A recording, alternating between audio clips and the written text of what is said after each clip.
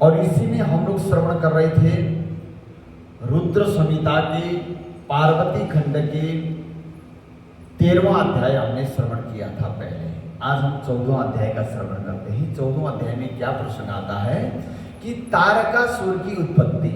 तारकासुर कौन था और प्रसंग, उसी प्रसंग में दिति के पुत्र वज्रांग की पावन कथा और उसकी तपस्या तथा वर प्राप्ति का पावन वर्णन हम श्रवण करेंगे आज। नारद जी ने ब्रह्मा जी से प्रश्न किया, हे ब्रह्मा जी, हे महाशैव, हे विधे, आपने यह शिवा एवं शिव जी की परम पवित्र चरित्र का अच्छी तरह से वर्णन किया, पार्वती जी का और भगवान भोलेनाथ जी का।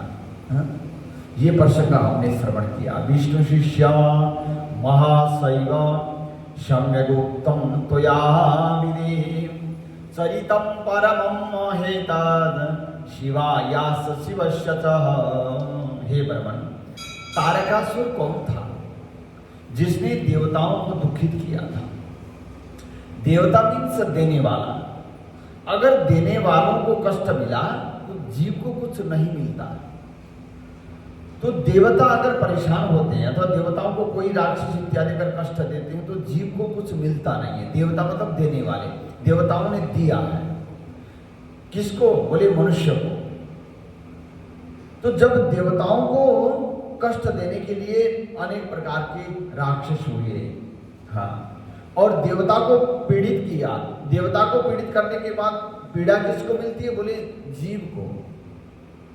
और सृष्टि में फर्क आ जाता है। उसी प्रकार से कहते हैं ब्राह्मण, ये तारकासुर था कौन जिसने देवताओं को बड़ा ही दुखित किया? और यह किसका पुत्र था? शिव जी से संबंधित उस कथा को आप मुझसे कहिए। जितेंद्रिय भगवान शंकर जी ने किस प्रकार कामदेव को भस्म किया? भगवान शंकर जी की इस अद्भुत चरित्र का भी प्रसन्नता पूर्वक वर्णन कीजिए। जगत से परे आदि शक्ति पार्वती जी ने किस प्रकार अत्यंत कठोर तपस्या किया और सुख के लिए उन्होंने शंकर जी को किस प्रकार पति रूप में प्राप्त किया? हे महाज्ञानी, आप मुझ श्रद्धावान तथा शिव भक्त अपने पुत्र से यह संपूर्ण चरित्र विशेष रूप से कहिए। ब्रह्मा जी बोले, हे पुत्र वर्य और हे महाप्राज्ञ, हे सुरर्षि, हे प्रशंसनीय व्रत वाले, मैं शंकर जी का स्मरण करके उनके संपूर्ण चरित्र का मैं वर्णन करता हूँ। नारद, सबसे पहले आप तारकासुर की पावन कथा को सुनिए, जिसके वध के लिए देवताओं ने और शिव जी का आश्रय लेकर के बड़ा ही यत्न किया। मेरे पुत्र जो मरीचि थे, ब्रह्मा जी कहते हैं ब्रह्मा जी के पुत्र मरीचि हुए और मरीचि के पुत्र हुए कश्यप और उनकी 13 स्त्रियां थी जो दक्ष की कन्याएं थी। और दक्ष की 13 कन्याएं कश्यप ऋषि को ब्याही गई। जिनका कोई गोत्र पता नहीं होता उनका कश्यप गोत्र। बोले मेरे पुत्र जो मरीचि थे, उन्होंने कहा। उसी प्रकार से मरीचि के पुत्र हुए कश्यप और कश्यप की 13 पत्नियां। उनकी सबसे बड़ी पत्नी दिति और उसके 2 पुत्र हुए। उनमें हिरण्यकश्यप बड़ा और हिरण्याक्ष छोटा।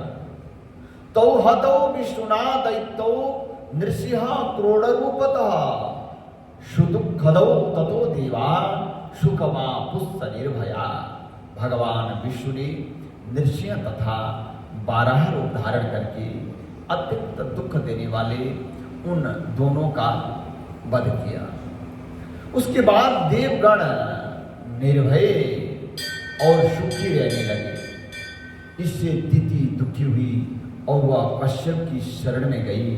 उस पतिव्रता ने उनकी सेवा करके भक्तिपूर्वक पुनः गर्भ धारण किया। यह जानकर महापराश्रमी देवराज इंद्र ने अवसर पाकर उसके गर्भ में प्रविष्ट होकर वज्र से उसके गर्भ के टुकड़े टुकड़े कर दिए। किंतु उसके व्रत के प्रभाव से उसका गर्भ नहीं मरा और दैव योग से श्रुति हुई उसके गर्भ से 49 पुत्र उत्पन्न हुए। ध्यान से सुने, बोले वो सभी पुत्र मरुत नाम के देवता हुए। मरुतगण, मरुत कहते हैं वायु को, हाँ। और स्वर्ग को चले गए, देवराज ने उन्हें अपना लिया। तब दिति अपने कर्म से अनुतप्त होकर पुनः उनकी सेवा करने लगी और उसने महान सेवा से उन मुनि को प्रसन्न कर लिया। कश्यप ऋषि बोले, हे भद्रे, यदि तुम पवित्र होकर ब्रह्मा के 10,000 वर्ष पर्यंत तपस्या करो तो तुम्हारे गर्भ से पुनः महापराक्रमी पुत्र का जन्म हो सकता है। हे मुनि, दिति ने श्रद्धा के साथ जब तपस्या पूरी की तब अपने पति से गर्भ धारण करके वैसा ही पुत्र उत्पन्न किया। दिति का वह पुत्र देवताओं के समान था। वह वज्रांग नाम से विख्यात हुआ। उसका शरीर नाम के अनुसार ही वज्र के समान था और वह जन्म से महाप्रतापी और बलवान था। और उस पुत्र ने अपनी माता की आज्ञा से बलपूर्वक देवराज इंद्र तथा देवताओं को भी पकड़ करके अनेक प्रकार का दंड दिया। इस प्रकार इंद्र आदि की दुर्दशा देखकर दिति बहुत प्रसन्न हुई तथा इंद्र आदि देवता अपने अपने कर्म फल के अनुसार बड़े दुखी हुए। दुखी कब होते हैं? बोले कर्म फल के अनुसार दुखी होते हैं। पूर्व जन्मों के कर्म के अनुसार हम दुखी हो जाते हैं। जननी शासनात् सद्य ससुतो निर्जराधिपम बलात् धृत्वा ददौ दंडम विविधम निर्जरानपि।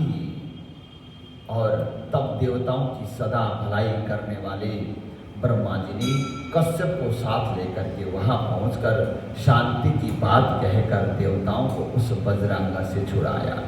उसके बाद शुद्ध आत्मा निर्विकार वह शिव भक्त वज्रांग देवताओं को मुक्त करके प्रसन्न चित्त हो करके आदर पूर्वक उन्होंने कहने लगे। वज्रांग बोला, यह इंद्र बड़ा स्वार्थी और दुष्ट है और इसने ही मेरी माता की संतान को नष्ट किया। इसको अपने कर्म का फल मिल गया। अब यह अपना राज्य पालन करे और यह सारा कार्य मैंने माता की आज्ञा से किया है। मुझे किसी भुवन के भोग की अभिलाषा नहीं है। हे वेद वेदताओं में श्रेष्ठ ब्राह्मण, आप मुझे वेद तत्वों का सार बताइए। वेद का तत्व और सार क्या है जिससे मैं सदा परम सुखी रहूं? जिन्होंने वेद को जान लिया वो सुखी रहते हैं और जिन्होंने तत्व को जान लिया वो सुखी रहते हैं। जब तक तत्वों का ज्ञान ना हो तब तक हम उपासना करें अथवा एक भक्ति मार्ग, ज्ञान मार्ग और वैराग्य मार्ग, जब तक हमें तत्व ज्ञान की प्राप्ति ना हो तब तक भक्ति ज्ञान और वैराग्य को अपनाते रहें। जब तत्व ज्ञान हो गया कि हम क्या करें? बोले ध्यान लगाएं। बोले तत्वसारम विदे ब्रूहि मह्यम वेद विदाम्बर। हे मुनि, यह सुनकर मैंने उससे कहा जो सात्विक भाव है वही तत्वसार है, जिनका मन और विचार सात्विक हो गया, सद विचार वाला, कि दूसरों को कभी भी पीड़ा न देने का विचार, सर्वे भवन्तु सुखिनः ऐसे विचार जिनका रहता है और वो तत्वज्ञानी है। वो अंदर से आता है, बाहर से कहने से नहीं होता। अंदर से ऐसी भावना आ जाए कि सब जने सुखी रहें, हाँ, और किसी को दुख ना हो और संपूर्ण प्राणी मात्र में एक समान भावना और विचार रखना, ये तत्व ज्ञान का लक्षण है। हाँ, और वो कहते हैं प्रसन्नता पूर्वक एक सुंदर स्त्री का निर्माण किया है मैंने। ब्रह्मा जी कहते हैं उस वरांगी नाम वाली स्त्री को मैंने उस दिति पुत्र को प्रदान करके उसके पिता को अत्यंत प्रसन्न करके मैं अपने घर को चला गया। ब्रह्मा जी ने नारद जी से कहा। तब वह दैत्य वज्रांग सात्विक भाव से युक्त हो गया और राक्षसी भाव को छोड़कर वैर रहित होकर सुख भोगने लगा। किंतु वरांगी के हृदय में सात्विक भाव का उदय नहीं हुआ और वह सकाम होकर श्रद्धापूर्वक अपने पति की अनेक प्रकार से सेवा करने लगी। वरांगी का पति महाप्रभु वह वज्रांग जो है उसकी सेवा से संतुष्ट हो गया और उससे कहने लगा, प्रिय तुम क्या चाहती हो, तुम्हारे मन में क्या विचार है, मुझे बताओ। तब उसने विनम्र होकर पति से अपने मनोरथ को कहा। वरांगी बोली, हे सतपते, यदि आप मुझसे प्रसन्न हो तो मुझे ऐसा पुत्र दीजिए जो महाबली, त्रिलोकी को जीतने वाला तथा इंद्र को दुख देने वाला हो। ब्रह्मा जी बोले, अपनी पत्नी का यह वचन सुनकर वह व्याकुल तथा आश्चर्यचकित हो गया। वैर रहित ज्ञानी एवं सात्विक वह वज्रांग अपने मन में सोचने लगा कि मेरी प्रिया देवताओं से विरोध करना चाहती है, परंतु मुझे यह अच्छा नहीं लगता। अब मैं क्या करूं, कहां जाऊं और कौन ऐसा उपाय करूं जिससे मेरी प्रतिज्ञा नष्ट न हो। यदि प्रिया का मनोरथ पूर्ण होता है तो तीनों लोग कष्ट में पड़ जाएंगे तथा देवता और मुनि भी दुखी हो जाएंगे। मन में विचार आया, बोले अगर प्राणियों के दुख देने से कभी सुखी नहीं हो सकते, हम दूसरों को दुख देने से हम सुखी नहीं हो सकते और दूसरों की निंदा करने से कभी हम सुखी नहीं हो सकते। पर उसको तत्व ज्ञान था, तभी उसको पता चला इस बात का। अब उसकी पत्नी उसको इस तत्व ज्ञान की प्राप्ति नहीं थी, इसलिए उसने क्या किया कि देवताओं को दुख देते उन्होंने हमें दुख दिया। हाँ, तो जो दूसरों को दुख देने का विचार करता है वो खुद भी कभी सुखी नहीं हो सकता। बोलिए गोविंद भगवान की। और इस तरह वो धर्म संकट में पड़ गया और धर्म संकट में पड़ा हुआ वह वज्रांग भ्रमों में पड़ गया। वह अपनी बुद्धि से दोनों बातों के उचित अनुचित पक्षों पर विचार करने लगा। हे मुनि, उस समय उस बुद्धिमान वज्रांग ने शिव की इच्छा से स्त्री की बात मान ली। उस दैत्यराज ने प्रिया से कहा, ठीक है ऐसा ही होगा। उसके बाद उसने इस निमित्त जितेंद्रिय होकर मेरे उद्देश्य से बहुत वर्षों तक प्रीतिपूर्वक तपस्या किया। तब उसका महातपस्या देकर उसे वर प्रदान करने के लिए ब्रह्मा जी वहां पर चले आए और प्रसन्न मन से ब्रह्मा जी ने उससे कहा, वरदान मांगो। उस समय वज्रांग ने प्रसन्न हुए ब्रह्मा जी से और उस विभु को आकाश में स्थित देकर प्रणाम करके नाना प्रकार की स्तुति करके प्रिया के लिए हितकारी वर मांगा। वज्रांग ने क्या मांगा?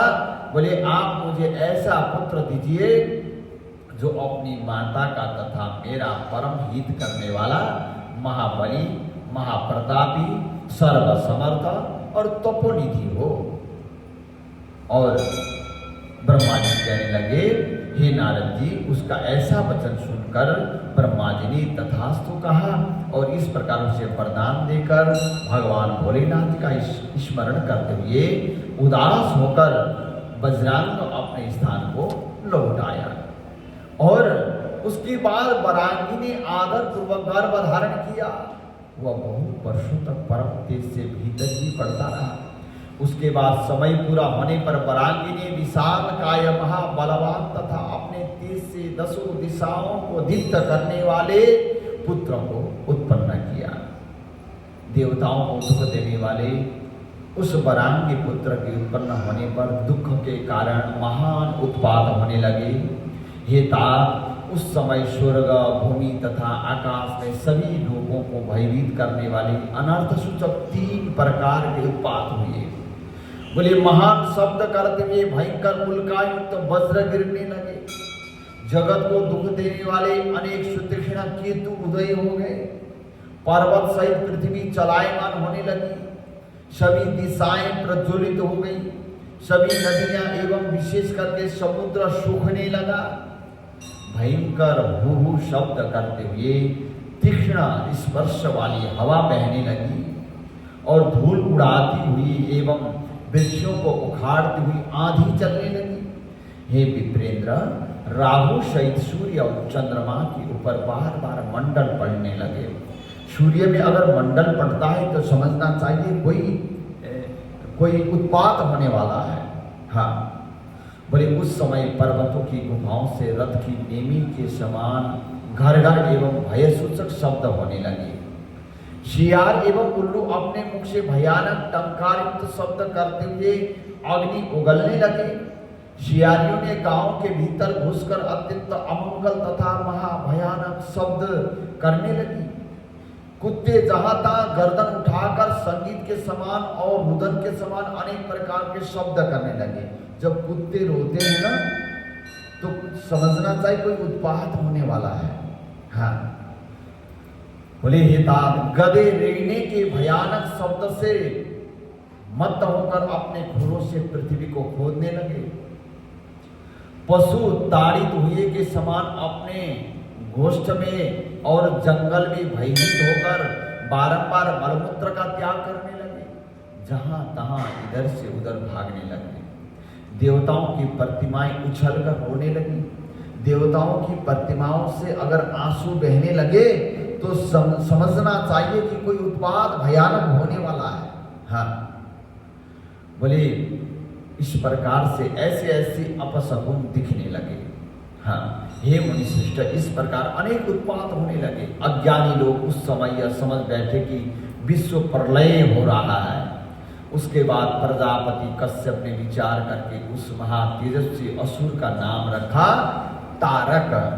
हाँ, यह वह महावीर सहसा अपने पौरुष को प्रकट करता हुआ वज्रतुल्य शरीर से पर्वतराज के समान बढ़ने लगा।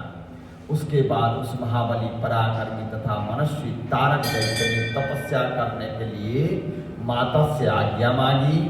मायावियों को भी मोहित करने वाले उस महामायावी दैत्य ने अपनी माता से आज्ञा प्राप्त करके सभी देवताओं पर विजय प्राप्त करने के लिए अपने मन में तपस्या करने का विचार किया। गुरु की आज्ञा का पालन करने वाला वह दैत्य मधुवन में जाकर ब्रह्मा जी को लक्ष्य करके विधि पूर्वक अत्यंत कठोर तपस्या करने लगा। बोले उस दृढ़ व्रत दैत्य ने चित्त को स्थिर करके नेत्रों द्वारा सूर्य को देखते हुए अपनी भुजाओं को ऊपर उठाकर एक पैर पर खड़े होकर के तपस्या किया तारक ने। उसके बाद पैर के अंगूठे से भूमि को टेककर दृढ़ चित्त वाले तथा ऐश्वर्यशाली महान असुरराज तारक ने उसी प्रकार 100 वर्ष तक तपस्या की। 100 वर्ष तक जल पीकर, 100 वर्ष तक वायु पीकर, 100 वर्ष तक जल में खड़ा रहकर और 100 वर्ष तक इस ठंडिल पर रहकर उसने तपस्या करी। 100 वर्ष तक अग्नि के बीच में इस प्रकार कठोर तपस्या उसने किया। उस देश से सभी देवलोग प्राय जलने लगे उस तपस्या से भी। उस समय कोई तपस्या कर रहा है, वह ब्रह्मा जी के पद को भी छीन लेगा। वह ऐश्वर्यशाली तो असमय में ही ब्रह्मांड का संहार कर डालेगा। इस प्रकार संदेह में पड़े हुए देवता लोग कुछ भी निश्चय नहीं कर पाए। उसके बाद सभी देवता एवं ऋषि परस्पर विचार करके भयभीत एवं दीन होकर और ब्रह्मलोक को चले गए। व्यथित चित्त वाले उन सभी ने प्रणाम करके ब्रह्मा जी की स्तुति करी है? और उसके बाद ब्रह्मा जी ने कहा, हे दैत्य, तुमने घोर तपस्या की है, इसलिए तुम वरदान मांगो। मुझे कोई भी वस्तु तुम्हारे लिए अदेय नहीं है। तब मेरा वचन सुनकर उस महान असुर तारक ने मुझे प्रणाम करके तथा मेरी स्तुति करके अत्यंत कठिन वर मांगा ब्रह्मा जी से। तारक ने कहा, पितामह, वरदान देने वाले आपके प्रसन्न हो जाने पर मेरे लिए क्या असाध्य होगा, इसलिए मैं आपसे वरदान मांगता हूं, उसे मुझे दीजिए। बोले, हे देवेश, यदि आप मुझ पर प्रसन्न हैं तो यदि मुझे वर ही देना चाहते हैं तो मेरे ऊपर कृपा करके मुझे 2 वर दीजिए। बोले, क्या क्या? महाप्रभु, आपके बनाए हुए इस समस्त लोक में कोई भी पुरुष मेरे समान बलवान न हो, एक। दूसरा, शिवजी के शक्ति से उत्पन्न हुआ पुत्र देवताओं का सेनापति बनकर जब मेरे ऊपर शस्त्र प्रहार करें तभी मेरी मृत्यु हो जाए। हाँ, अब उसको ये विचार था, भगवान भोलेनाथ जी तो तपस्वी हैं, वो गृहस्थी भी तो है नहीं और उनके संतान होंगे नहीं, और उनके संतान नहीं होंगे तो मेरी मृत्यु नहीं होगी। ऐसा विचार करके उसने ऐसा वर मांगा। हे मनुष्य, जब उस दैत्य ने ब्रह्मा जी से इस प्रकार कहा, तब ब्रह्मा जी ने उसे उसी प्रकार का वरदान देकर शीघ्रतापूर्वक अपने स्थान को चले गए। ब्रह्मा जी ने तथास्तु कह दिया, वरदान दे दिया। और उसके बाद दैत्य गुरु शुक्राचार्य ने ब्रह्मा जी की आज्ञा से असुरों के साथ जाकर त्रिलोकी के राज्य पर उस महान असुर का अभिषेक किया। तब वह महादैत्य 3 लोक का अधिपति हो गया, चराचर को पीड़ित करने लगा। अगर राजा अच्छा ना हो तो प्रजा दुखी होते हैं। राजा अच्छा होना चाहिए। राजा जो है, जो छठा भाग लेता है, टैक्स लेता है, टैक्स लेने के बाद खराब जगह में अगर खर्चा करता हो तो जनता को दुख होता है? और सही जगह में प्रयोग करना चाहिए। जनता से टैक्स लिया, कर लिया और वो कर में भ्रष्टाचार कर दिया तो जनता दुखी हो जाएंगे। बोलिए शंकर भगवान की जय। तो उसी प्रकार से राजा अच्छा होना चाहिए। अगर राजा खराब हो तो नेता खराब हो तो जनता दुखी होते हैं। तो उसी प्रकार से वो खराब था, तो उसने प्रजा को दुख दिया। तो उसके बाद उस तारकासुर ने इंद्र आदि लोकपालों के रत्नों को भी ग्रहण के लिए